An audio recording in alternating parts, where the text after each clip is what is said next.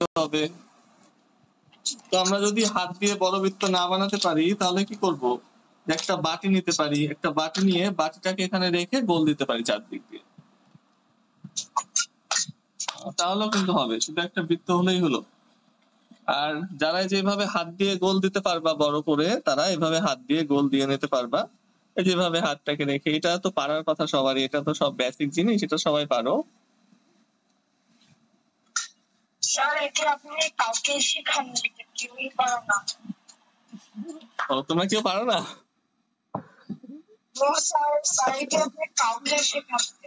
আচ্ছা, এটা স্কুলে শেখায় দেয় তো, এই জন্য আমি আর শেখাইনি। আচ্ছা, আজকেই শেখাবো, চলো। প্রথমে আজকে না যেদিন হচ্ছে বেশি জয়েন করবো সেদিন আচ্ছা ঠিক আছে, তাহলে বেশি জন জয়েন করবে সেদিন আমি এটা শেখাই দেবো। আজকে আপাতত একটা বাটি বা একটা প্লেট দিয়ে একটা গোল আঁকো, বড় গোল। রায়ান শুনতে পাচ্ছ? হ্যাঁ, পেন্সিল কম্পাস দিয়ে আঁকো। আচ্ছা রায়ান দেখো, একটা, ওয়ালাইকুম সালাম, একটা বড় গোল আঁকতে হবে। তো গোলটা তোমরা বাটি দিয়ে আঁকতে পারো, বা প্লেট দিয়ে আঁকতে পারো, বা পেন্সিল কম্পাস, যে কোনো কিছু দিয়ে। হ্যাঁ, প্লেট দিয়ে আঁকলে বড় হবে, আমাদের বড় লাগবে, এটা ফ্রেম বানাবো তো বড় লাগবে গোলটা। দেখো এই যে আমি বড় করে গোল দেওয়ার ট্রাই করছি, দেখি কত বড় করা যায়। মানে গোলটাই হবে আমাদের ফ্রেম, এটা অবশ্যই বড় করতে হবে। আচ্ছা, আমি যেভাবে অনেকটাই বড় করতে পারছি, তাহলে আর দরকার নাই, আমার এমনিতেই কিন্তু বৃত্ত আঁকা হয়ে গেল। তো এটা হলো আমাদের আজকের দৃশ্যর ফ্রেম, এই বৃত্তর মধ্যে আমরা আজকের দৃশ্য আঁকবো। তো এটা মোটামুটি একটা বড় বাটি বা ছোট প্লেটের আকারে হয়েছে। তোমরা এইভাবে না করে পেন্সিল কম্পাস দিয়ে করতে পারো, অথবা একটা ছোট যে প্লেট আছে ওটা এখানে বসিয়ে চারদিকে গোল দিয়ে নিলেও হবে।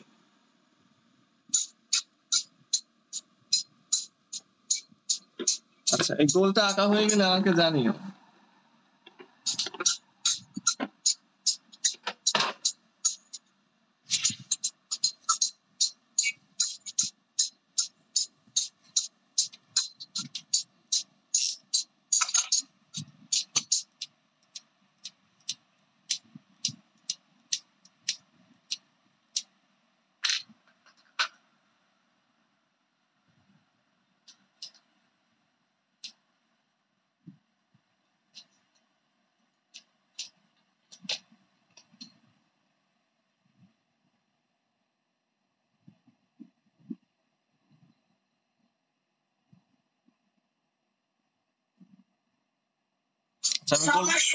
শেষ? আচ্ছা ধন্যবাদ। যাদের শেষ হয়ে যাচ্ছে একটু অপেক্ষা করো, আমি যেটা গাঢ় করে দিচ্ছি, তাহলে ভালোভাবে দেখা যাবে।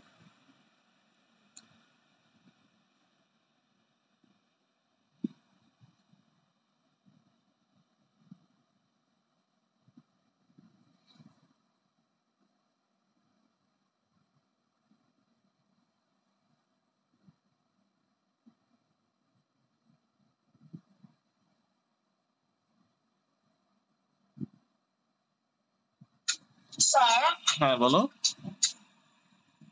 ইদানিং দেখছি যে আমরা 3-4 জন ছাড়া আর কেউ জয়েন করছে। 3-4 জন ছাড়া কেউই জয়েন করছে না, দুঃখের বিষয়। স্যার আগে দেখতাম যে 19-20 জন একসাথে জয়েন হয়ে যেত, আর এখন দেখি মাত্র 3-4 জন। হ্যাঁ, অনেকে লিভ নিছে, আবার অনেকে পরীক্ষার জন্য করতেছে না। স্যার সেটাও ঠিক, আমাদের 26 তারিখ থেকে অর্ধবার্ষিক পরীক্ষা শুরু। হ্যাঁ, স্যার আগে দেখতাম 10 জন, কবে যে লাস্ট 10 জন সেটা দেখছি আমার মনেও নেই। ঠিকই বলছো, আমার মনে নাই। কবে যে দেখছি। হ্যাঁ বলো। আমি তারা কেন ড্রয়িং ক্লাস করছে? কেন? স্যার তারা হচ্ছে কয়েক মাস টাকা দিয়ে রেকর্ডিং দেখে শুরুটা বুঝে গেছে, সে কারণে আর ক্লাস করতেছে। তাই? এটা ভালো কথা বলছো। আচ্ছা, তোমাদের কি বৃত্ত আঁকানো হয়েছে? Yes, sir. কেউ কি বাকি আছো? হয়নি। হয় নাই? আচ্ছা, আঁকায় নাও। রায়ান আঁকাতে পারতেছো বৃত্ত? Yes, sir. ওকে, তাহলে কি একটা বড় ছোট প্লেট, বাচ্চাদের যে প্লেটে খাইতে দেয়, অথবা একটা বড় বাটি রাখে একটা গোল দিয়ে দিলেই হবে।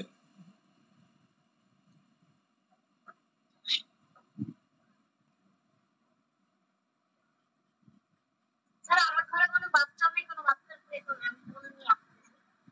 পেন্সিল কম্পাস আছে কি? পেন্সিল কম্পাস আমি এঁকে ফেলছি বলটা। আচ্ছা, ঠিক আছে।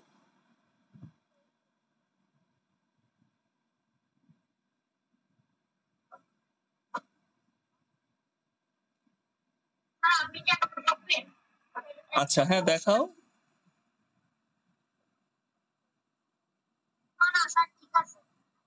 আচ্ছা, রশ্মির গোলাকার কত দূর?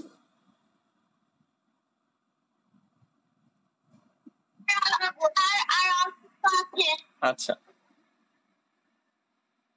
স্যার গোল আঁকানোর পরে কি করব?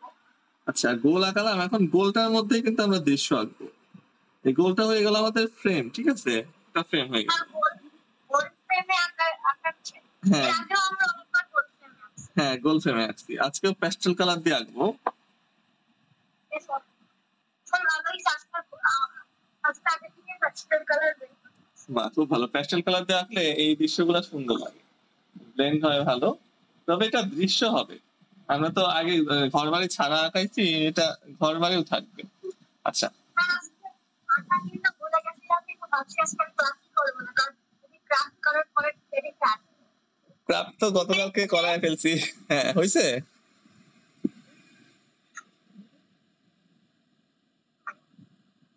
এই তো সুন্দর হয়েছে। আচ্ছা, ঠিক আছে। তো দেখো এবার, এখন আমরা এর ভেতরে দৃশ্য আঁকবো। তাহলে কি করতে হবে? আমরা নরমালি কি করব, এই যে বৃত্তটা আছে, বৃত্তটাকে দুই ভাগে ভাগ করে ফেলবো। তো এই যে ভাগটা আমরা করব, এটা সমান সমানও হতে পারে, আবার উপরে একটু কম নিচে একটু বেশিও থাকতে পারে, আবার নিচে একটু বেশি আবার উপরে কমও থাকতে পারে। হ্যাঁ, সরি, উল্টাপাল্টা হয়ে গেল। উপরে বেশি থাকলেও হবে, নিচে বেশি থাকলেও হবে, কিন্তু খুব যে বেশি ছোট বড় করা যাবে এরকম না। ধরো এখানে দিলে হবে মাঝখান, আমি চাইলে একটু উপর থেকে নিতে পারি। তাহলে কি হবে, যে উপরের অংশটা ছোট হয়ে গেল। এখন উপরের দিকটা হবে আকাশ, এদিকটা হবে আকাশ, আর নিচের দিকে মাটি আর নদী হবে। তাহলে আমরা যদি চাই যে আকাশটাকে বড় দেখাবো, তাহলে এই যে উপরে অংশটাকে মাঝখান থেকে দিতে পারি, অথবা মাঝখানে একটু নিচ থেকে দিলেও সমস্যা নাই। আমরা যদি চাই যে না আকাশটাকে একটু ছোট দেখাবো, তাহলে ভাগটা এমন ভাবে করবো যে নিচের দিকে জায়গা বেশি। যেমন দেখো যে আমি যে ভাগটা করছি, এটা নিচের দিকে জায়গা বেশি, প্রায় কাছাকাছি, কিন্তু মাপতে গেলে দেখা যাবে যে নিচের দিকে একটু জায়গা বেশি, উপরের দিকে একটু জায়গা কম। এটা একদম নিশ্চিন্তে একটা দাগ দিয়ে দিবা, কম বেশি হলে কোনো সমস্যা নাই। তো এইটা আমাদের হয়ে গেল সেই দৃশ্যের ওই দূরের রেখা, যেখানে আমাদের দূরের ঝোপঝাড় গাছপালা হবে। এই রেখাটা টানার পরে আমরা যেভাবে গোল গোল করে বড় গোল ছোট গোল আঁকা বাঁকা, এই শেপটা হলো সব থেকে আঁকা বাঁকা শেপ। যেমন ইচ্ছা বড় ছোট লম্বা চিকন মোটা উপর নিচে, যেভাবে ইচ্ছা সেভাবে দেওয়া যাবে এই আকৃতিটা। এটা হলো অনেক দূরের গাছপালা, যেগুলো একত্রিত ভাবে এমন দেখা যাচ্ছে। হয়ে গেল। তাহলে কি হলো, যে উপরের অংশ হয়ে গেল আকাশ, নিচের অংশ হয়ে যাবে মাটি আর নদী। এখন এত বড় তো আমরা মাটি রাখবো না, নদী ভাগ করে দেব। আচ্ছা, এ পর্যন্ত হইলে আমাকে জানাইও। স্যার হ্যাঁ বলো। স্যার স্যার হ্যাঁ বলো। আমরা বলটাছি উপরের থেকে আকাশটা ডোবা, তাহলে কি আমরা নিচে এক সাইডে পানি এক সাইডে মাটি আঁকবো? হ্যাঁ, এক সাইডে মাটি এক সাইডে পানি আঁকবো। আচ্ছা, এ পর্যন্ত শেষ হলে আমরা দেখো ডান সাইডে অথবা বাম সাইডে যে কোনো একদিকে মাটি আঁকবো। তো কিভাবে? তো এই যে দাগ আছে না, অবশ্যই দাগ থেকে একটু নিচ থেকে শুরু করব। এই দাগ থেকে আমরা কখনোই শুরু করব না, তাহলে মাটি লম্বা হয়ে যাবে, বড় হয়ে যায় বেশি। তো দাগের একটু নিচ থেকে শুরু করব, তাহলে নদীটা এদিক দিয়ে চলে গেছে বোঝা যাবে। তো এই যে দাগ আছে, দাগের এতখানি নিচ থেকে শুরু করি, শুরু করে এই যে একটা রেখা চলে গেল চলে গেল। এখন মাটি তো এই জন্য একটু আঁকা বাঁকা, এই যে আঁকা বাঁকা দিয়ে মিলাই দিলাম। তাহলে আমাদের এই নিচের অংশটুকু হয়ে গেল মাটি, আর এই অংশটুকু হয়ে গেল নদী। নদী এদিক দিয়ে গিয়ে চিকন হয়ে গেছে। চিকন যে হয়ে গেছে এটা আসলে চিকন না। এখন এটা কি বিষয়টা এরকম যে আমি দেখাচ্ছি, দেখো এই যে খাপটা, রঙের খাপ, তো এটা আসল মাপ এতখানি মোটা, কিন্তু আমরা যদি এটাকে এভাবে দেখি তাহলে দেখো মনে হচ্ছে না যে এটা আরো চিকুন হয়ে গেল আস্তে আস্তে, দেখো এইটুকু হয়ে গেল। এখন এই যে এটা যে এইটুকু দেখা যাচ্ছে মনে হচ্ছে এইটুকু চওড়া, তার মানে কি এইটুকু চওড়া? আসলে তো না। এভাবে দেখলে মনে হচ্ছে রে বাবা এত বড়, কিন্তু এটাকে যখন আমরা এইভাবে করতেছি তখন কয়টুকু হয়ে যাচ্ছে? এইটুকু। আরো যদি এভাবে করি এ একদম চিকন হয়ে যাচ্ছে। তো ঠিক সেইভাবেই আমাদের নদীটা এদিকেও কিন্তু অনেক আছে, কিন্তু আমরা এটা নিচ থেকে দেখতেছি, দৃশ্যটা নিচ থেকে দেখতেছি জন্য নদীটা এখানে চিকন দেখা যাচ্ছে। এখন একদম আকাশের উপর থেকে দেখলে তো আর ঘরের দেয়াল টেয়াল কিছু দেখা যাবে না, তাই না? আকাশের উপর থেকে দেখলে শুধু ঘরের ছাদ দেখা যাবে, যখন আমরা নিচ থেকে দেখবো তখনই তো দেয়াল দেখা যাবে, ছাদ দেখা যাবে। তাহলে মাটি ভাগ করা কি হয়েছে সবার? মাটি ভাগ করা আমার মতো না করে যে কোনো ভাবে করা যাবে। এভাবে ভাগ করলে হবে, একটা সোজা যদি দাগ দিয়ে দাও তাহলে হবে, দাগ দিয়ে দিলে হবে, আবার এভাবে আঁকা বাঁকা করে দুই তিনটা বাং দিলেও হবে। দেখি একটু দেখা হতো। আচ্ছা ধন্যবাদ। কে রে পারবে?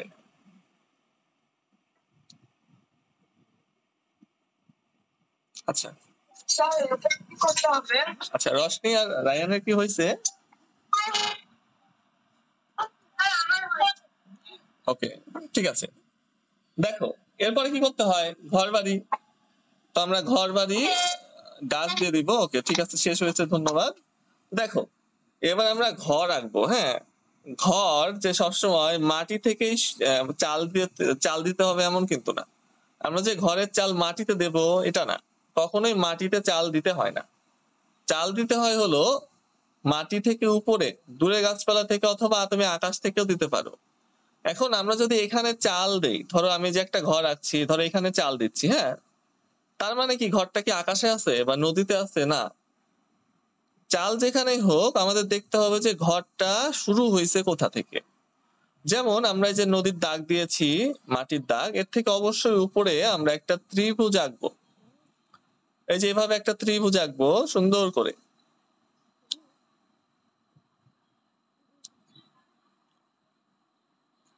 এখানে আমাদের চালটা হবে। তো এখানে চাল দিয়েছি জন্য এই না কিন্তু যে দূরের গাছপালার ওখানে ঘর আছে। দেখতে হবে ঘরটা দাঁড়ায় আছে কোথা থেকে, ঘরটা শুরু হয়েছে কোথা থেকে। মাটি থেকে শুরু হলে ঘরটা মাটির উপর দাঁড়ায় আছে। এখন এটা তো দেখাই যাবে যেহেতু আমরা নিচ থেকে দেখতেছি। যেমন এই যে বিল্ডিং গুলা যে আমরা দেখি, আমরা যদি রাস্তায় দাঁড়ায় থাকি একটা 7 তলা 8 তলা বিল্ডিং, আমরা যদি তাকাই উপরের দিকে মনে হয় বিল্ডিং এর মাথা আকাশে, তাই না? তার মানে কি আকাশে শুরু হয়েছে? না, বিল্ডিং তো মাটিতেই আছে কিন্তু উঁচু জন্য দেখা যাচ্ছে যে আকাশে দেখা যাচ্ছে অনেক উঁচু। ওরকম বিষয়টা যে ঘরের চাল কখনো মাটি থেকে শুরু করব না, সবসময় দেবো কি যে মাটি থেকে উপরে চাল শুরু করব, শুধু ঘরের নিচের অংশটা মাটিতে রাখবো। হ্যাঁ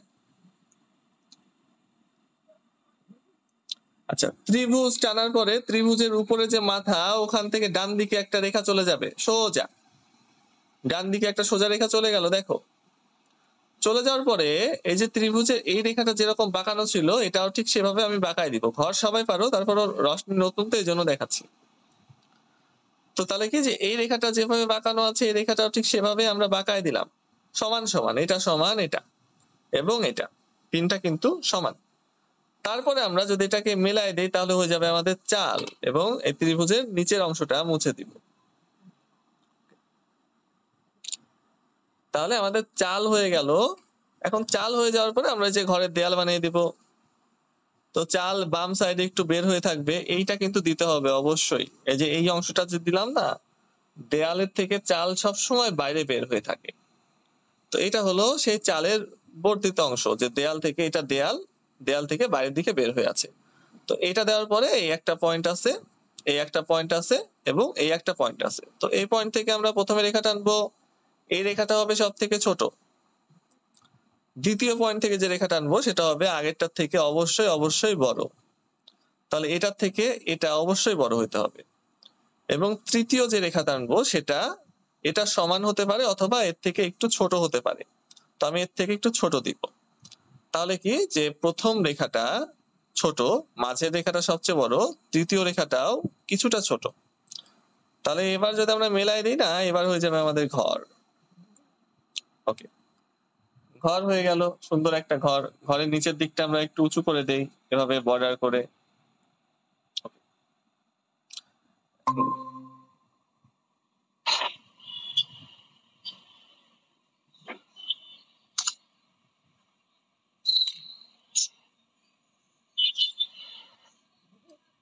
হ্যালো রশনি, শুনতে পাচ্ছ?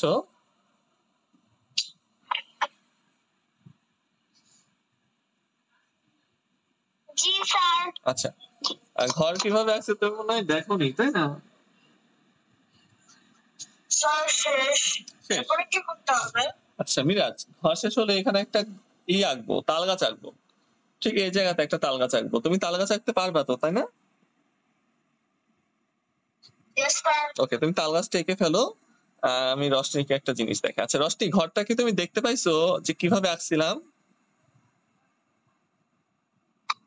No sir. আচ্ছা দেখো, এখানে আমি উপরে দেখাচ্ছি, আবার এখানে দেখাই। তো সবার প্রথমে আমরা কি করছি? সবার প্রথমে আমরা একটা ত্রিভুজ আঁকাইছি। আচ্ছা সবার প্রথমে এটা দিয়ে শুরু করি, একটা রেখা। প্রথম কাজ ঘর আঁকার বেসিক। আচ্ছা তোমাকে আমি ভিডিও দিছি অনেকগুলো, হ্যাঁ ওগুলো একটু দেখো, তাহলে ঘর, গাছ, নৌকা এগুলো সব ক্লিয়ার হয়ে যাবে। তো একটা রেখা টানার পরে রেখার মাঝখান থেকে উপরের দিকে আরেকটা রেখা টেনে দেবো সোজা। তাহলে একটা রেখা টানলাম, একটা রেখা টানার পরে উপরের দিকে একটা সোজা রেখা টানলাম। টানার পরে যখন আমরা এগুলোকে মিলাই দিব তখন হয়ে যাবে একটা ত্রিভুজ।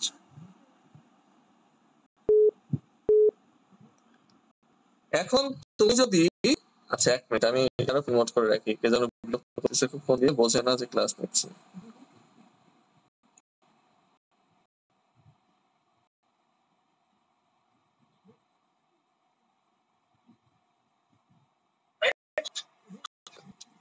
এই যে ত্রিভুজটা, এখন এটা যদি তুমি এভাবে আঁকতে পারো তাহলে তো কোনো দরকারই নাই এত কষ্ট করার। আমাদের ত্রিভুজ আঁকতে হবে, একটা একটু ছাড়িয়ে একটা ত্রিভুজ আঁকতে হবে। এটা যদি ঠিকভাবে তুমি আঁকতে পারো এভাবে, তাহলে আর এটার দরকার নাই। আর যদি এভাবে আঁকতে গেলে বাঁকা হয়ে যায়, এরকম হয়ে যায়, বা এরকম একদিকে বাঁকা হয়ে যায়, তাহলে আমরা এভাবে ত্রিভুজ আঁকবো। আচ্ছা রশনির একটা ত্রিভুজ আঁকা হয়ে গেলে আমাকে জানিও। আচ্ছা মিরাজ, তাল গাছ হয়েছে নাকি দেখাও তো আমাকে একটু। স্যার আমি আপনাকে একটা জিনিস জিজ্ঞেস করেছিলাম। হ্যাঁ কি জিজ্ঞেস করছো আবার বলো। আমি জিজ্ঞেস করেছিলাম যে এরোপ্লেন মোড জিনিসটা কি, আর এটা অন করে রাখলে কি হয়, বারণ করে? আচ্ছা মিরাজ আবার একটু বলো, আমি বুঝিনি। তো এরোপ্লেন মোড, ও আচ্ছা দেখো, এরোপ্লেন মোড অন করলে আর আমার ফোনে কল আসবে না। কল দিলে দেখাবে যে আমার ফোন বন্ধ আছে, ঠিক আছে? আর এরোপ্লেন অফ করে রাখলে কি হবে, কল আসবে। এই তো, তো একজন কল দিচ্ছে, আমি কেটে দিচ্ছি বারবার, আবার কল দিচ্ছে। তো এই জন্য এরোপ্লেন অন করে রাখলাম, যে এখন বন্ধ দেখাবে, ক্লাস শেষে আবার অন করে দিব। আচ্ছা রশনি, ত্রিভুজটা আঁকছো কি? স্যার বলেছে।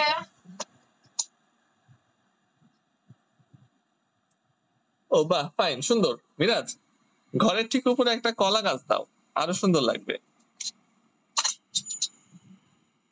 রশনি একটু রেসপন্স করো, এই ত্রিভুজটাকে তুমি আঁকছো?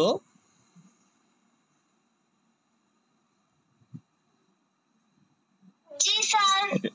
এবার এই ত্রিভুজের উপর থেকে একটা রেখা সোজা ডান দিকে চলে যাবে। দেখো, উপর থেকে একটা রেখা সোজা ডান দিকে চলে যাবে। কিছু দূর যাওয়ার পরে এই রেখাটা যেভাবে বাঁকানো ছিল ঠিক সেভাবে এই রেখাটাও ওইভাবে বেঁকে যাবে, এবং সমান সমান ভাবে এই রেখাটা সমান সমান এই রেখা। একেবারে অ্যাকুরেট না হলেও হবে, একটু ছোট বড় হলে সেটা বিষয় না। তো এটা বাঁকানোর পরে এখন এইটা মেলায় দিতে হবে। ওকে, যে মিলাই দিলাম। মেলায় দেওয়ার পরে এই যে ত্রিভুজের নিচের অংশটুকু মুছে ফেলতে হয়, মাঝের এই দাগটা এবং নিচের অংশটুকু মুছে ফেললে এটা হয়ে গেল আমাদের চাল, ঘরের চাল হয়ে গেল।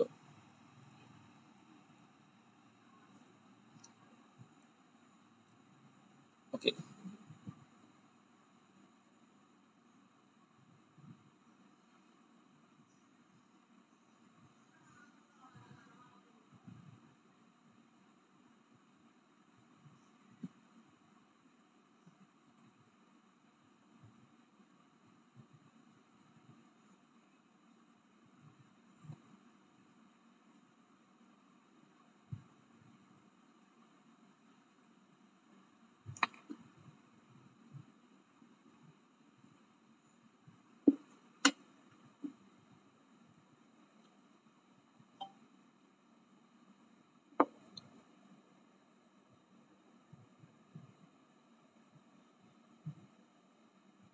আচ্ছা রশনি, এ পর্যন্ত আঁকা হয়ে গেলে আমাকে জানিও। আর মিরাজ, নদীতে একটা অথবা দুইটা নৌকা দিয়ে দাও, এই যে একটা নৌকা এখানে দাঁড় করায় দেখাও যে একটা নৌকা এখানে দাঁড়ানো আছে, হ্যাঁ, যেভাবে একটা খুঁটি গাড়ো, খুঁটি গাড়ার পরে একটা নৌকা এখানে বাঁধা আছে এবং একটা নৌকা নদীতে চলমান আছে, তাহলে আমাদের দৃশ্য শেষ হয়ে যাবে, তারপর রং করব।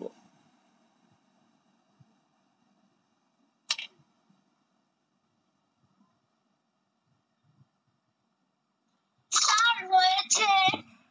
আচ্ছা দেখাও। ও বাহ, সুন্দর, অনেক সুন্দর হয়েছে, তো তুমি তো এঁকেই ফেলছো, সুন্দর হয়েছে। আচ্ছা সব ঠিক আছে, হ্যাঁ, শুধু এই যে একটা জিনিস একটু মানে তুমি দেখে নাও, ওটাও হয়েছে কিন্তু সামান্য একটু ভুল আছে, ওটা একটু ঠিক করে নিয়ে। আচ্ছা, তো আমরা এই যে এইটা যে দিলাম, এটা হলো চাল দেয়াল থেকে বের হয়ে আছে ওই অংশটা, তো এটা একটু ডান দিকে একটা রেখা টেনে এটা মোটা করে দিলে হয়ে গেল। আচ্ছা, এবার দেয়ালের বিষয়টা, প্রথম যে দেয়ালটা আমরা টানবো সেটা সব সময় ছোট হয়, এই প্রথম যে রেখাটা টানবো সেটা হবে ছোট, দ্বিতীয় যে রেখাটা টানবো সেটা হবে এটার থেকে বড়, দ্বিতীয় রেখাটা প্রথমটার থেকে বড় হবে, তৃতীয় যে রেখা টানবো সেটাও এটার থেকে একটু ছোট হয়। তাহলে কি যে মাঝখানের রেখাটা বড়, প্রথম রেখা এবং শেষ রেখা ছোট।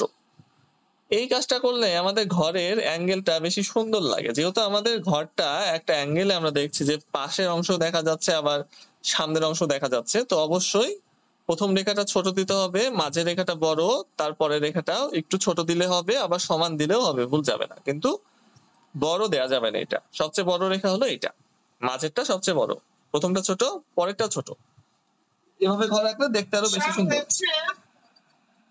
হ্যাঁ, এই বাহ, সুন্দর, অনেক সুন্দর হয়েছে বিরাজ। এবারে যে নদীতে একটা নৌকা চলমান আছে ওইটা দিয়ে দাও। আজকের দৃশ্যটা আমরা হাত দিয়ে ব্লেন্ড করে করে শিখবো, প্যাস্টেল কালার দিয়ে ব্লেন্ড করে করে শিখবো, এটা আগে করিনি, আগে আমরা রং দিয়ে ব্লেন্ড করছি, রং দিয়ে।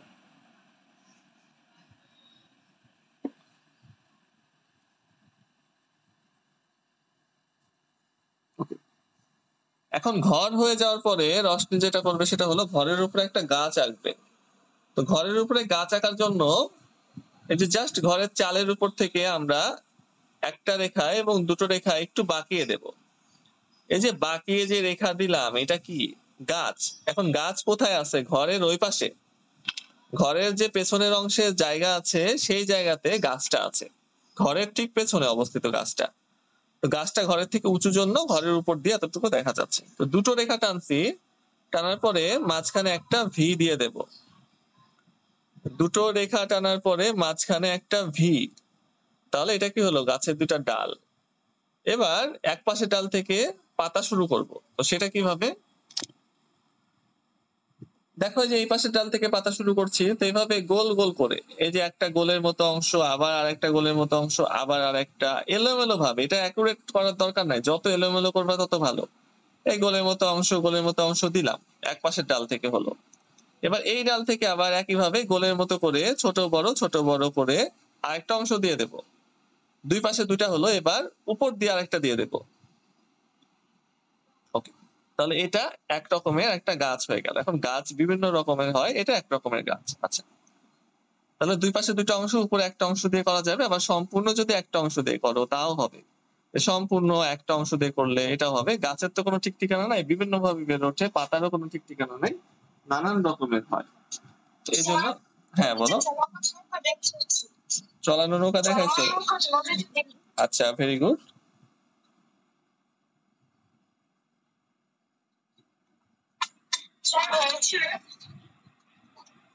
হ্যাঁ দেখি, বাহ, সুন্দর হয়েছে। আচ্ছা, অনেক সুন্দর হয়েছে দৃশ্য। আচ্ছা ঠিক আছে। আচ্ছা, রশ্মি, হ্যাঁ আঁকা শেষ। আচ্ছা, রশ্মির যে গাছ আঁকা হয়ে গেলে আমাকে একটু দেখে।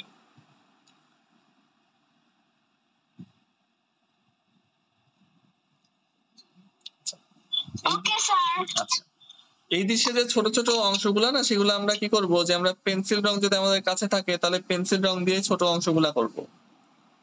কেননা আমাদের এই প্যাস্টেল রং দিয়ে যদি ছোট ছোট জায়গা কভার করতে যাই, দেখা যাবে যে ভুল হয়ে বসে থাকবে, রং বাইরে চলে যাবে। এই জন্য আমাদের কাছে যদি পেন্সিল কালার থাকে, আমরা এই যে নৌকা, বিশেষ করে নৌকাটা অনেক ছোট তাই না, এই যে দূরের নৌকাটা, এটা পেন্সিল কালার দিয়ে করলাম, তাহলে আমাদের বাইরে যাবে না, এ তো চিকন জায়গা কিভাবে দাগ দিব। আর বাকিগুলা প্রায় প্যাস্টেল কালার দিয়ে করা যাবে।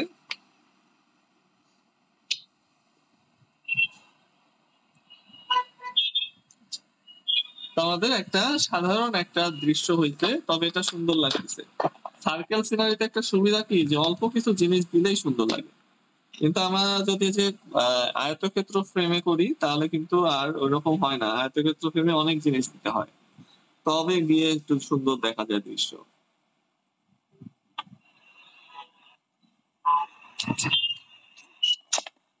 তো আমরা এবার রং করব এবং রংটাকে একটু নতুন ভাবেও শিখবো।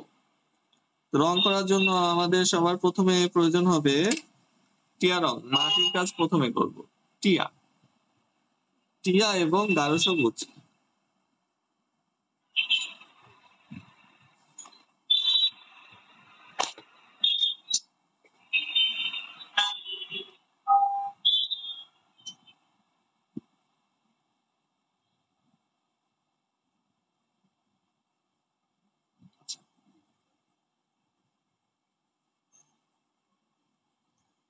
আচ্ছা, প্যাস্টেল কালারে রং করার আগে আগে দেখতে হবে যে রঙের গায়ে অন্য রং লেগে আছে কিনা। হ্যাঁ, এই যে নোংরা লেগে থাকে, তারপর রং লেগে থাকে, যেমন এই যে এখানে দেখো যে গাঢ় সবুজ রং লেগে আছে, তো ওইটা একটু পরিষ্কার করে নিতে হয়।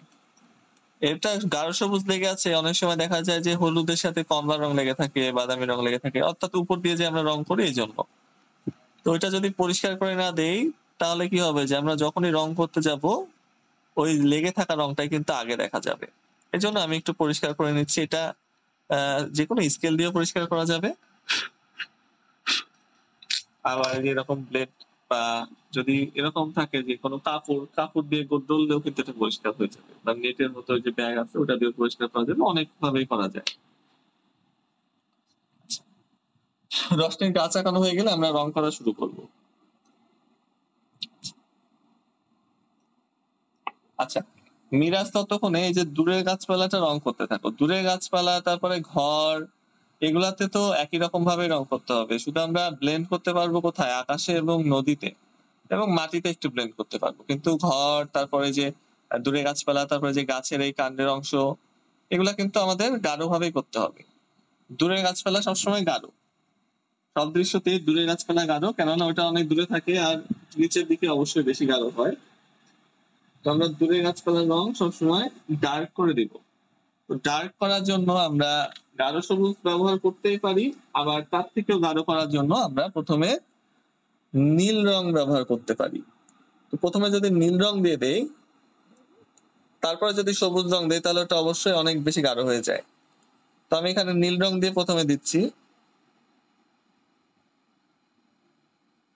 নীল রং কিন্তু হালকা করে দিচ্ছি, খুব গাঢ় করছি না, ভর দিচ্ছি না। হ্যাঁ, এটা আলতো ভাবে নীল রং দিয়ে করছি।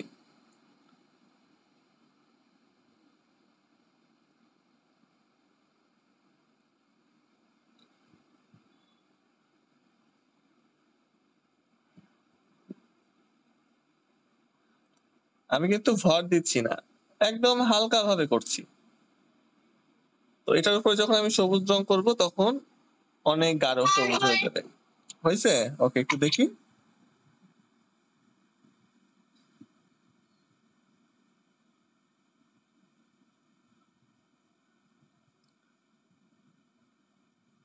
বাহ, অনেক সুন্দর হয়েছে।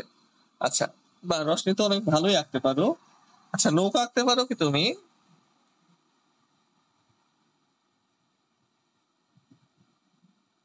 না স্যার। আচ্ছা, নৌকা আমরা বাদ রাখি। হ্যাঁ, এই দৃশ্যে আমরা নৌকা দেবো না, নৌকা ছাড়াও দৃশ্য সুন্দর। তো চলো আমরা রং করা শুরু করি। নৌকা আমি ভিডিও পাঠাইছি তোমাকে, হ্যাঁ, নৌকা আঁকানোর ভিডিও রেকর্ডিং পাঠাইছি, ওইটা দেখে নিও, তাহলে নৌকা আঁকার সমস্যা হবে না।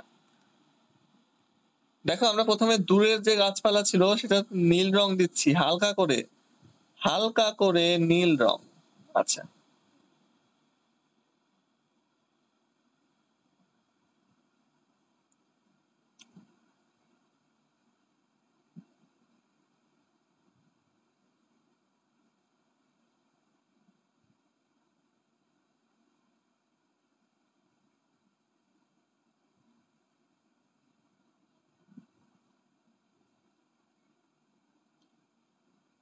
নীল রং কিন্তু গাঢ় করা যাবে না, ভর দেওয়া যাবে না, একদম হালকা করে শুধু রংটা ধরছি, কোনো চাপ দিচ্ছি না রঙে।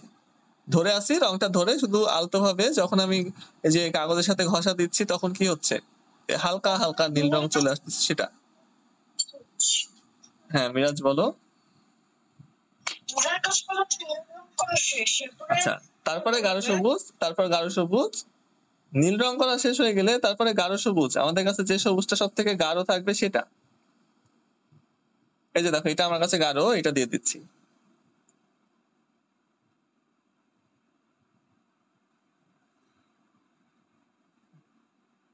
আচ্ছা, গাঢ় সবুজ কালারটা আমরা একটু ভর দিয়ে করব।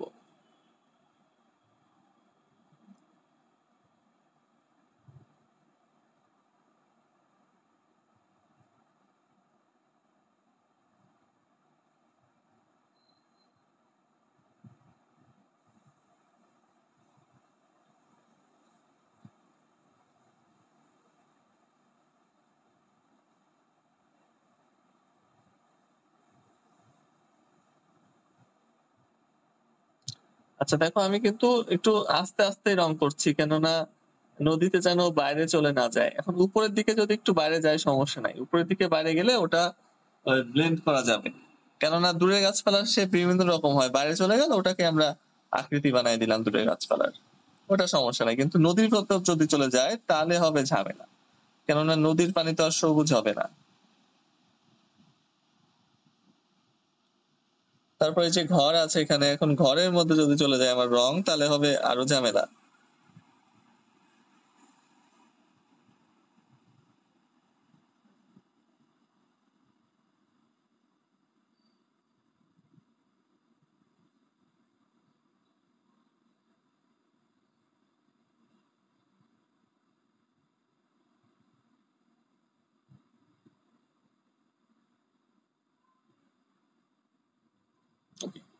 দূরের গাছপালা আমার রং করা শেষ। তোমাদের দূরের গাছপালা রং করা হয়ে গেলে আমাকে জানিও। আমি যে দূরের গাছপালাতে উপরের দিকে একটু টিয়া রঙও দেবো, এটা তোমরাও দিতে পারো, দিলে একটু বেশি ভালো লাগে, যে উপরের দিকে হালকা একটু টিয়া রং।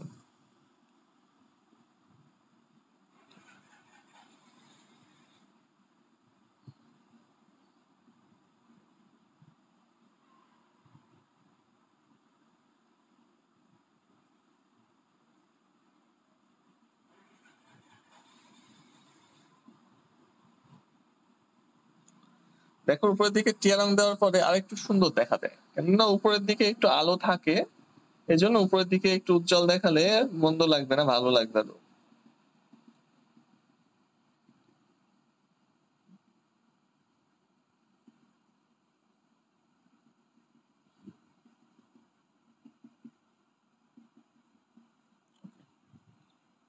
আচ্ছা, তোমাদের এটা রং করা হয়ে গেলে আমাকে জানিও।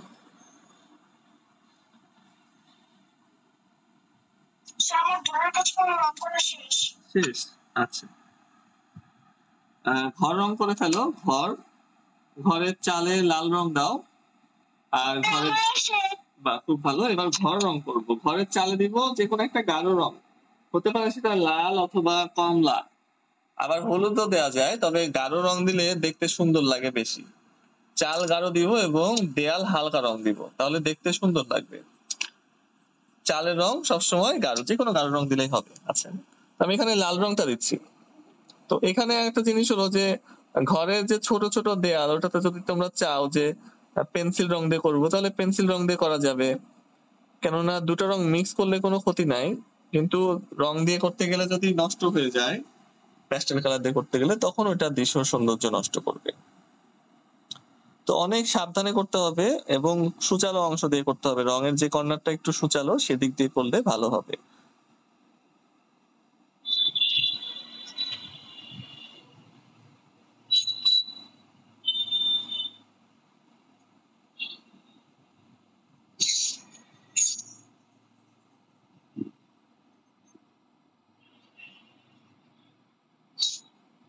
দেখো, চালের উপরের দিকে একটু কমলা রং দিয়ে দিব। লাল রং দেওয়ার পরে চালের উপরের দিকে লালের উপর দিয়ে একটু কমলা রং দিয়ে দেব, এটা শেড বোঝা যাবে। তো চালের উপরের দিকে কমলা রং দিয়ে দিচ্ছি, দেখো অরেঞ্জ কালার, লাইট অরেঞ্জ। লাল রং দেওয়ার পরে চালের উপরের দিকে কমলা রং দিয়ে দিচ্ছি ভর দিয়ে গাঢ় করে। এখন কিন্তু আরেকটু শেড দেখা যাচ্ছে যে উপরের দিকে একটু রোদ পড়ছে, ঠিক আছে? এগুলা সৌন্দর্য বৃদ্ধির জন্য করা যায়, করতে যে হবে তা না, আর একটু বেটার লাগছে দেখতে। তো এরপরে দেয়াল, দেয়াল যদি সাদা রাখো, সাদা রাখা যাবে। দেয়াল যদি পেন্সিল কালার দিয়ে হালকা করে রং করো তাহলে সেটাও হবে, আমি পেন্সিল দিয়ে হালকা রং দিয়ে দেবো, ওটাই ভালো দেখা যাবে। একদম হালকা করে পেন্সিল দিয়ে রং দিয়ে দিচ্ছি, সাদা রাখলেও হবে। আবার যদি পিচ কালার দাও, এই যে এই কালারটা রাবারের যে কালার সেটা দিলে হবে। হালকা করে যদি ব্রাউন কালার দাও তাহলে হবে, হালকা করে গোলাপি কালার দিলে হবে। অর্থাৎ দেয়ালের রং সবসময় হালকা। হ্যাঁ মিরাজ বলো, শুনিনি আমি।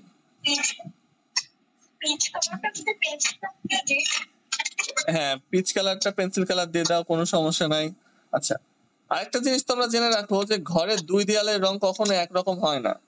ঘরের এই পাশের দেয়ালটা গাঢ় হবে, ঘরের যে ছোট দেয়াল পাশের দেয়াল সেটা রং হয় একটু গাঢ়, আর এই পাশের দেয়ালটা হবে হালকা। তাহলে আমরা যে রং দিয়ে রং করি না কেন, এই যে পাশের দেয়ালটাকে একটু ডার্ক করে ফেলবো। ঘরের দুই দেয়ালের রং কখনোই একরকম হবে না, একদিকে আলো পড়ে একদিকে ছায়া পড়ে।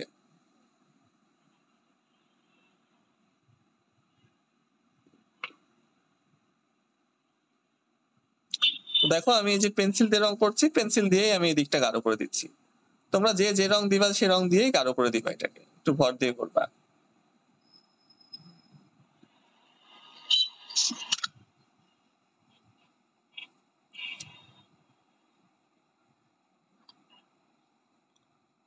ওকে দেখো এটার থেকে এটা গাঢ় হয়ে গেল, তাই না?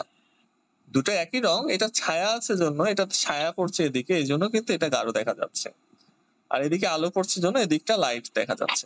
ওকে,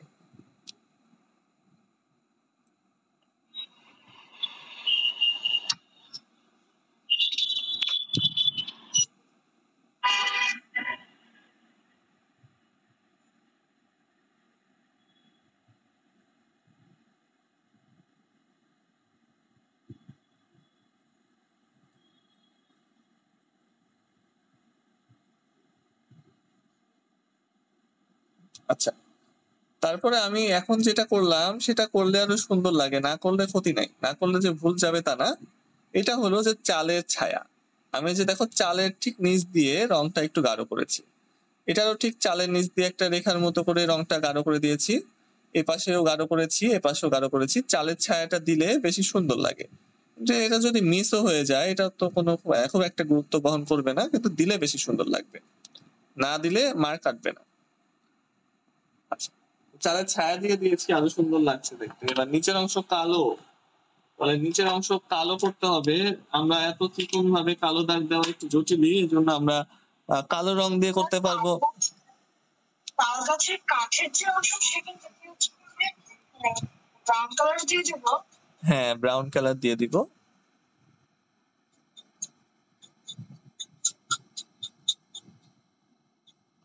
দেখো কালো অংশটা কি করছি, পেন্সিল দিয়ে করছি, পেন্সিল কালার। কালো রং যদি থাকে থাকলো, নাহলে পেন্সিলের যে রং সেটাই দিয়ে দিব, অথবা পেন্সিলের যদি ব্রাউন কালার থাকে ব্রাউন কালারও দিতে পারবো, ইচ্ছা। তাল গাছের পাতা থেকে নরমাল সবুজ রং দিয়ে দিব। না পাতাতে, পাতাতে আচ্ছা পাতাতে না রংটা আমরা ই দিয়ে করি, পেন্সিল কালার থাকলে পেন্সিল কালার দিয়ে ভালো হবে। পাতাতে প্রথমে টিয়া রং দিয়ে, তাল গাছের পাতায় দাগ দাগ থাকে। হ্যাঁ দাগ দাগ থাকে বলতে কি, যেভাবে দাগ দিতে হবে পাতার মধ্যে, এইটা তাল গাছের পাতায় থাকে। তো এই কারণে কি হবে যে এই দাগগুলো হবে গাঢ় সবুজ আর পাতাটা হবে টিয়া। তো আমরা যদি প্যাস্টেল কালার দিয়ে করতে যাই, দেখা যাবে যে রংটা ভালোভাবে মিশে গেল না, অর্থাৎ একটু কি হবে যে পেন্সিলের কালির সাথে রং মিক্স হয়ে একটা কালারটাই নষ্ট হয়ে যায়, কেমন যেন দেখা যায় যে ছাই ছাই কালার হয়ে যায়।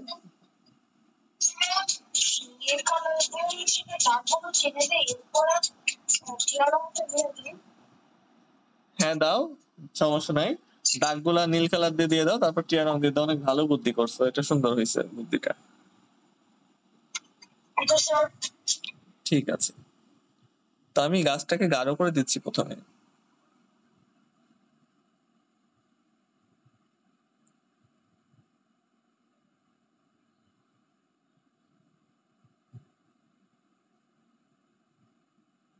আচ্ছা, তাল গাছ হবে টিয়া কালার, কিন্তু এই যে মাঝখানে যে দাগগুলা দিয়েছি না সেগুলো হবে গাঢ় সবুজ কালার।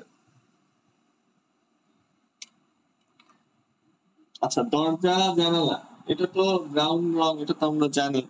ব্রাউন রং দিলে কি হবে? কাঠ। ব্রাউন রং যদি দেই তাহলে এটা কাঠের দরজা জানলা হবে, আর অন্য যদি রং দেই তাহলে হবে প্লাস্টিকের দরজা জানলা।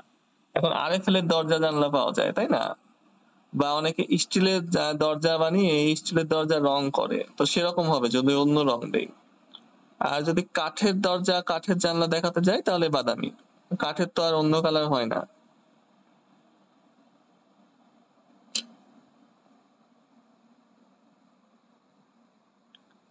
এটাও পেন্সিল দিয়ে করতে পারো। এখন কি জানো যে প্যাস্টেল কালারেরও কিন্তু পেন্সিল পাওয়া যায়।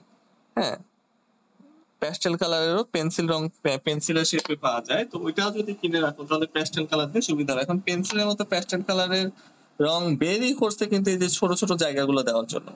দেখবা ওই যে ডায়মন্ড কালার বলে মনে হয় ওটাকে, যে প্যাস্টেল কালারই কিন্তু পেন্সিলের মতো,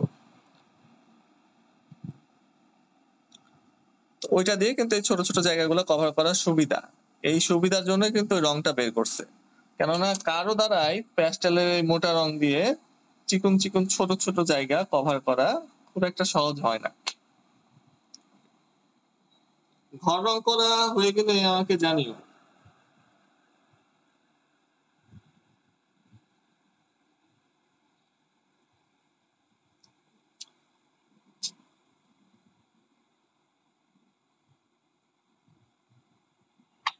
স্যার হয়েছে। হ্যাঁ, দেখি।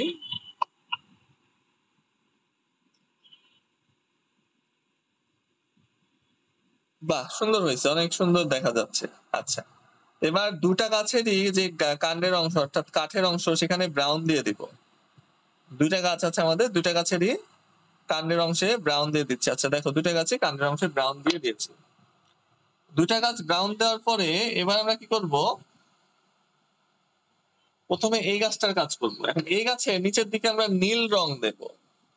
আমাদের যে গাছ আছে নর্মাল যে গাছ আম জাম গাছের মতো, সেই গাছের নিচের দিকে আমরা নীল রং দেব। দেখো, হালকা করে হালকা করে নীল রং দিচ্ছি নিচের দিকে। শুধু নিচের দিকে কেন? যে নিচের দিকে ছায়া পড়ে, এজন্য। প্রতিটা জিনিসের নিচের দিকে ছায়া পড়বে। আর নিচের দিকে গাছের, বিশেষ করে উপরের দিকে সূর্য থাকে, নিচের দিকে তো থাকে না, তো নিচের দিকে গাছের পাতার ছায়া পড়ে, উপরে পাতার। আচ্ছা, তো একদিকে আমরা নিচের দিকে একটু গাঢ় করে দিচ্ছি নীল রং দিয়ে, জানো সবুজ রঙের উপর দিয়ে দিলে সবুজ রংটা ডার্ক হয়ে যায় অনেক। আচ্ছা, এবং গাছের এক পাশে একটু গাঢ় করছি। দেখো, নিচের দিকে তো গাঢ় করেইছি, অর্থাৎ হালকা করে এই নীল রং দিয়ে গাঢ় করা বলতে কি, যে সবুজ রং যখন দেব তখন গাঢ় হয়ে যাবে, কিন্তু নীল রং দিয়ে কিন্তু হালকা করেই করতে হবে। কেননা নীল রং যদি গাঢ় করি তাহলে আর সবুজ রং দেখা যাবে না। তো নীল রং দিয়ে গাছের এক পাশে এবং গাছের নিচের দিকটা, গাছের এক পাশে এবং গাছের নিচের দিকটা একদম আলতো ভাবে রং করেছি। ঠিক একই ভাবে নীল রং দিয়ে আমরা যে যে আমাদের তাল গাছ আছে সেটা যে দাগ আছে মাঝখানে, সে দাগগুলা দেওয়ার চেষ্টা করব।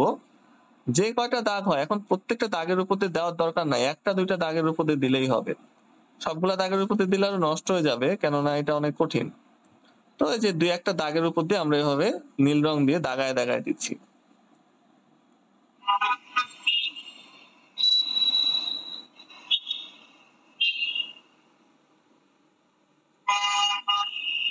ওকে, দেখো নীল রং দিয়ে দাগায় দিচ্ছি। এবার কি করবো? টিয়া রং নিব। টিয়া রং, টিয়া রং নিয়ে দুইটা গাছেরই সব জায়গায় টিয়া রং করে দিব। হ্যাঁ বলো। কলা কলা গাছের মধ্যে টিয়া কলা। হ্যাঁ, কলা গাছের রং টিয়া হবে।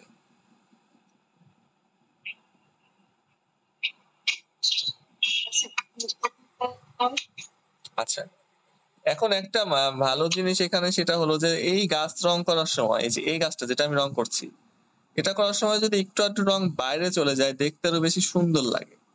হ্যাঁ, এই গাছগুলো রং করার সময় যদি একটু আধটু রং বাইরে চলে যায় দেখতে আরো বেশি সুন্দর লাগে, কারণ এটা ছোট ছোট অনেক পাতা থাকে, তো এটা প্যাস্টেল কালার দিয়ে রং করতে গেলে একটু বাইরে দিয়ে গেলে আরো ভালো। কিন্তু বাইরে বলতে দাগের মতো না, গোল গোল ভাবে বাইরে। দেখো, আমি ইচ্ছাকৃত ভাবে এদিকে বাইরে দিয়েছি, এখানে একটু দিয়েছি, এখানে একটু দিয়েছি, এখানে দিয়েছি, এখানে দিয়েছি, তো এটা মনে হচ্ছে যে পাতা। হ্যাঁ বলো। স্যার দুইটা গাছে কি টিয়া কালার দিব? হ্যাঁ, দুইটা গাছে টিয়া কালার দিব। নীল কালার দিয়েছো কি দুইটা গাছে? জি স্যার। আচ্ছা, তারপরে দুইটা গাছে টিয়া কালার। দুইটা গাছে টিয়া কালার দেওয়ার পরে শুধু এই একটা গাছের দাও মিরাজ, এক মিনিট। উপরের একটা গাছের উপরে শুধু হলুদ দিতে হবে। এই যে যে আমাদের বড় গাছটা আম গাছ জাম গাছের মতো, সেই গাছের উপরের দিকে একটু হলুদ দিতে হবে। আচ্ছা, এটা করলে গাছের উজ্জ্বলতা বাড়বে, দেখতে আরো সুন্দর লাগবে। হ্যাঁ দেখি মিরাজ একটা, হ্যাঁ দেখাও। হ্যাঁ মিরাজ, কলা গাছের কাণ্ডের অংশ গাঢ় সবুজ হয়। কলা গাছের সম্পূর্ণটাই সবুজ হবে, হ্যাঁ, কোনো ব্রাউন হয় না। তো এই যে কাঠের অংশটাও সবুজ হবে। কলা গাছে তো কাঠ নাই, তাই না? কলা গাছে কিন্তু কাঠ থাকে না, ওটা গাছের নরম অংশ একদম। নরম যে কোনো জিনিসই সবুজ হয়, শক্ত জিনিস ব্রাউন হয়।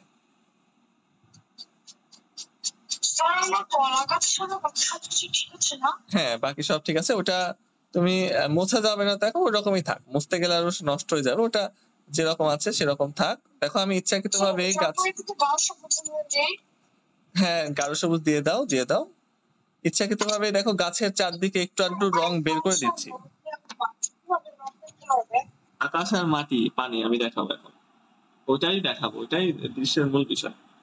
আচ্ছা তাহলে গাছটা দেখো হয়ে গেল, সুন্দর ভাবে হয়ে গেছে গাছটা। একটু আধটু বের করে দেখাইছি ইচ্ছাকৃত ভাবে, যেন দেখতে আরো সুন্দর লাগে যে গাছের পাতা ছড়ানো ছিটানো আছে। এবার একই ভাবে যে এটাতেও টিয়া রং দিয়ে দিচ্ছি, নীল রং তো। হ্যাঁ দেখি,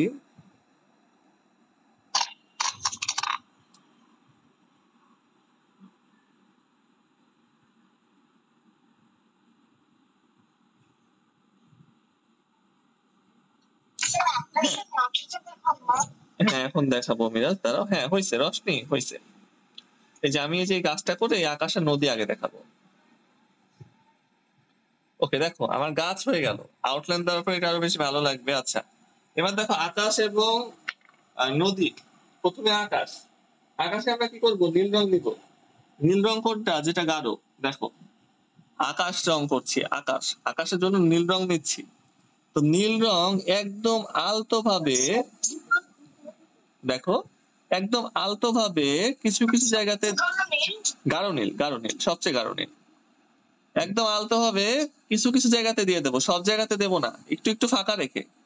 এই যেভাবে গোল গোল করে এলোমেলো ভাবে, এলোমেলো ভাবে এভাবে দাগ দাগ টেনে রং করছি আমরা আকাশ। সমস্ত জায়গাতে দিচ্ছি না, কিছু কিছু জায়গা ফাঁকা রেখে এলোমেলো ভাবে র্যান্ডমলি দিচ্ছি। এটা কিন্তু এমন কোনো প্যাটার্ন ফলো করে হচ্ছে না, যেখানে মন চাইছে দিচ্ছি, যেখানে মন চাচ্ছে না দিচ্ছি না।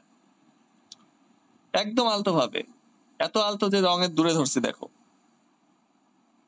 রংটা খালি ধরে আছি, কোন রকম কোনো চাপ দিচ্ছি না। তো কিছু কিছু জায়গা ফাঁকা রেখে কিছু কিছু জায়গাতে রং দিয়ে দিচ্ছি। এখানে একটু, এই যে এখানে একটু মন চাচ্ছে দিচ্ছি, মন চাচ্ছে না দিচ্ছি না। এটা দেওয়ার পরে এবার আমাদের আঙ্গুল, হাতের যে আঙ্গুল আছে সেই আঙ্গুল দিয়ে এটাকে ব্লেন্ড করতে হবে।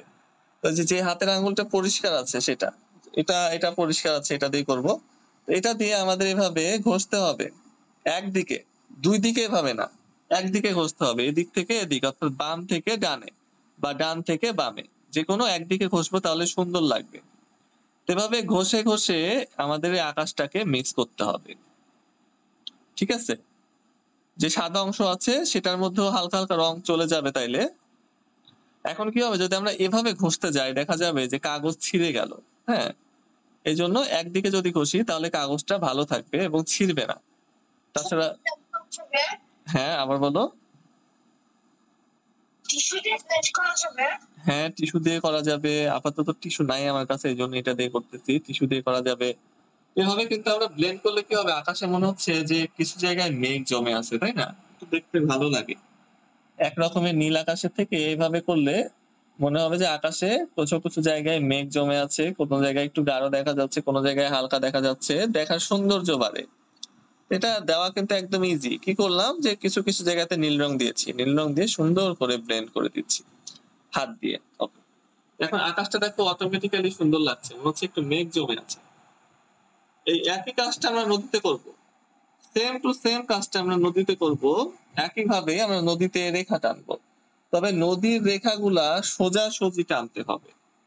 কথাগুলো একটু সবাই ভালোভাবে শুনো, যে নদী রেখাগুলো সোজাসুজি টানতে হবে, একদম ডানে বামে ডানে বামে, অন্য কোনো দিকে রেখা টানা যাবে না। এখানেও ফাঁকা ফাঁকা দিয়ে রেখা টানবো, এখানে একটু রং করলাম, এখানে একটু, ডানে বামে, অন্য কোনো দিকে না, শুধু ডান দিকে বাম দিকে ডান দিকে বাম দিকে। এভাবে আমরা নদীতে রেখা টানছি, সব জায়গায় না, দেখতে পাচ্ছ যে সব জায়গায় দিচ্ছি না, ফাঁকা রাখছি। স্যার, হ্যাঁ বলো। নদীতে কি মানে গাঢ় নীল দিব? হ্যাঁ গাঢ় নীল দিব, যেভাবে আমি দিচ্ছি সেভাবে অল্প অল্প একদম হালকা ভাবে রেখা টেনে, সোজা ডানে বামে রেখা টেনে, আর গ্যাপ দিয়ে দিয়ে, সব জায়গায় দিচ্ছি না, কিছু জায়গা ফাঁকা রাখছি। আচ্ছা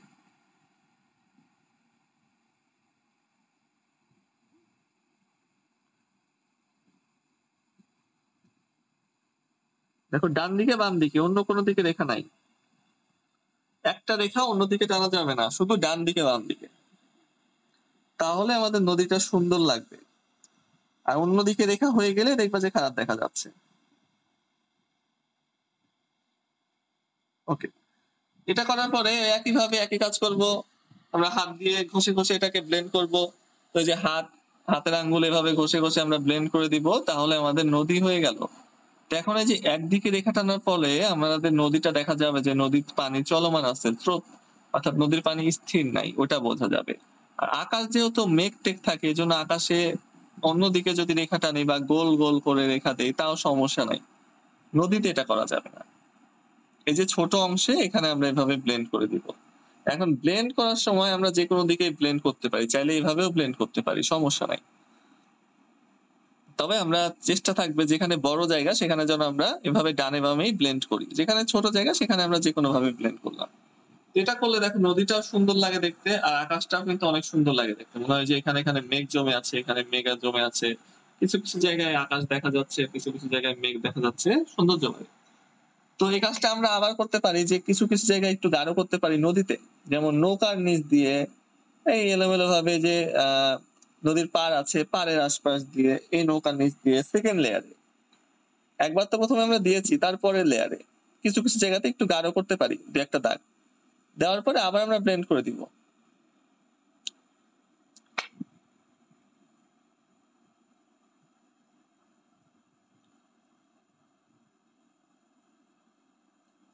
ওকে, ব্লেন্ড করে দিয়েছি, আমাদের নদী শেষ।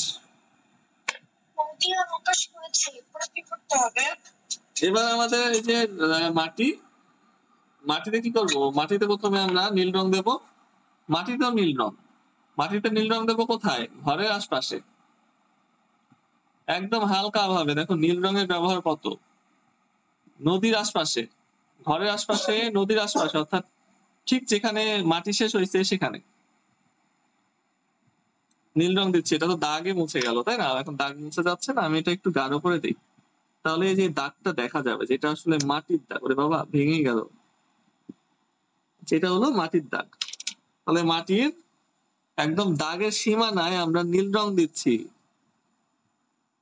দাগের সীমানায় নীল রং দিচ্ছি, ঘরের আশেপাশে নীল রং দিয়েছি, ছড়ায় ছিটায়, এই যে দিয়েছি, এই যে এই পাশেও দিয়ে দিচ্ছি, এপাশে ঘরের আশপাশে। ওকে, এখানে দিচ্ছি একটু, এই যে এখানে একটু নীল রং দিচ্ছি এলোমেলো ভাবে, অর্থাৎ নদী, আকাশ এবং মাটিতে নীল রং দিব আমরা এলোমেলো ভাবে, যেখানে ইচ্ছা দিছি, মন মতো দিচ্ছি, যেখানে ইচ্ছা দিছি। দেওয়ার পরে এবার টিয়া রং, এবার টিয়া রংটা গাঢ় করে দিতে হবে, টিয়া রংটা গাঢ় করে দিয়ে দিলে আমাদের এটাও শেষ, কমপ্লিট। দেখো টিয়া রং দিয়ে দিচ্ছি।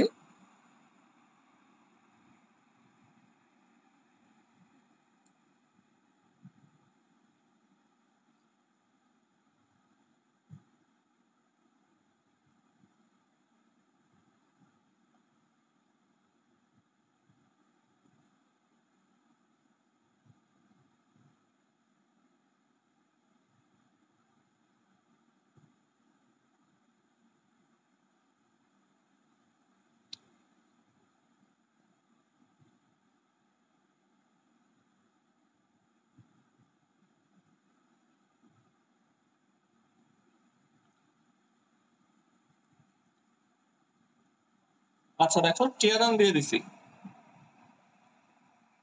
টিয়া রং দেওয়ার পরে হলুদ রং দিব, টিয়া রং দেওয়ার পরে হলুদ রং দিব, ইয়েলো কালার। তো সব জায়গাতেই ইয়েলো কালার দিয়ে দিচ্ছি।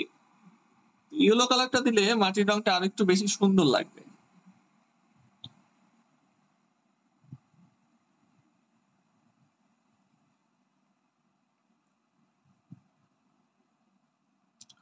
তো 3টা রং দেওয়ার পরে আমাদের মাটি কমপ্লিট।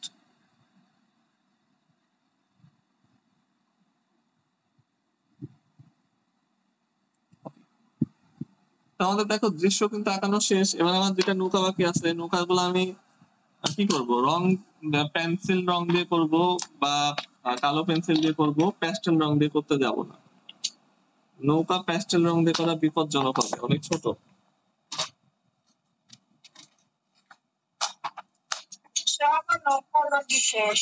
নৌকা অলরেডি শেষ, খুব ভালো। আমি তো গাঢ় পেন্সিলই পাচ্ছি না খুবই।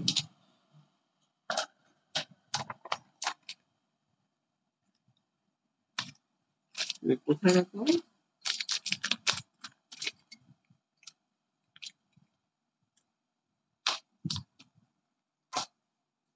কোথায় রেখেছি?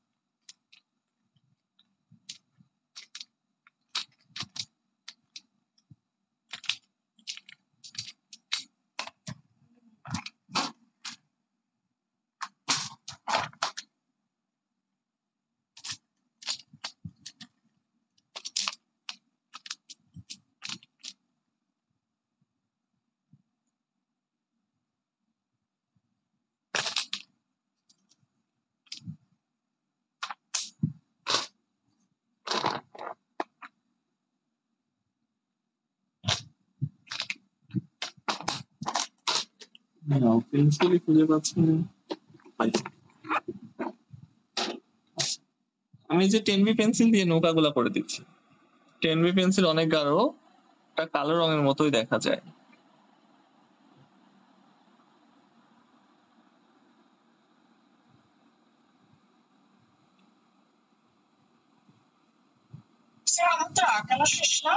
আঁকানো শেষ হয়ে গেলে আউটলাইন করতে হবে। আউটলাইন করলে দৃশ্য আরো ভালো লাগবে দেখতে।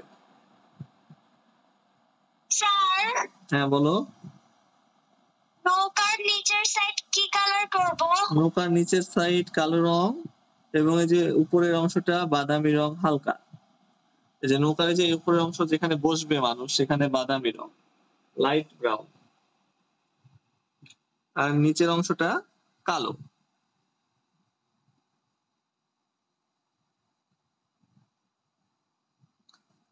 আর যদি এভাবে ছাউনিওয়ালা নৌকা দাও তাহলে ছাউনি হবে হলো হলুদ, ছাউনিটা হবে হলুদ।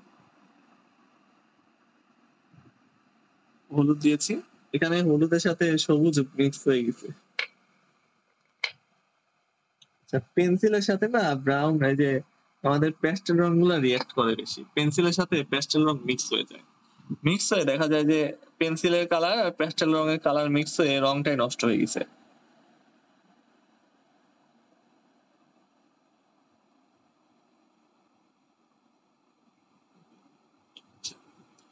এবার আউটলাইন করে দিচ্ছি, আউটলাইন করলে আমাদের কাজ শেষ।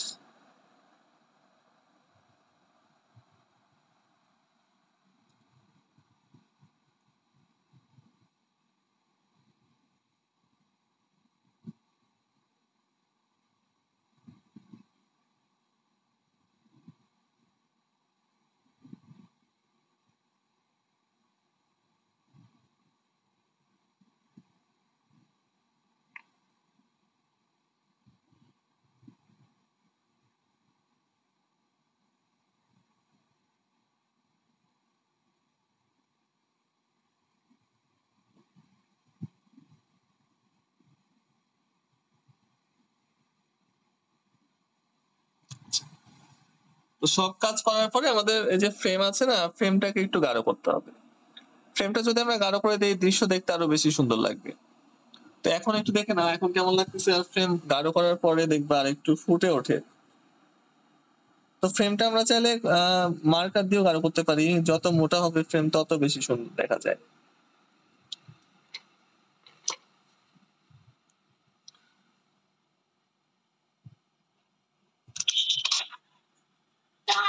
আর এটা দিয়ে গাঢ় করা যাবে?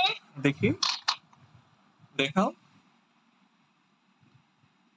হ্যাঁ করা যাবে, এটা দিয়ে করা যাবে, তবে একটু সাবধানে, হ্যাঁ, যেন বাইরে না চলে যায়। ফ্রেমটা যদি নষ্ট হয়ে যায় গাঢ় করতে গিয়ে তখন আবার দৃশ্য বাজে দেখা যাবে, এই জন্য একটু সাবধানে আস্তে আস্তে, কোনো তাড়াহুড়া নাই, আস্তে আস্তে আমরা কাজ করব, মার্কার তো উঠবে না।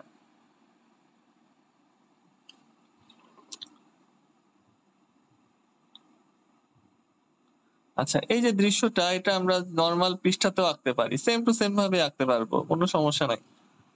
আচ্ছা, দেখো আমাদের সার্কেল সিনারি হয়ে গেল।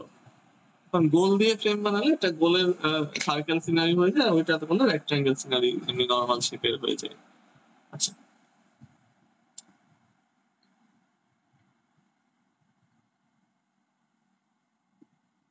ওকে, তাহলে আমি রেকর্ডিংটা অফ করে দিচ্ছি।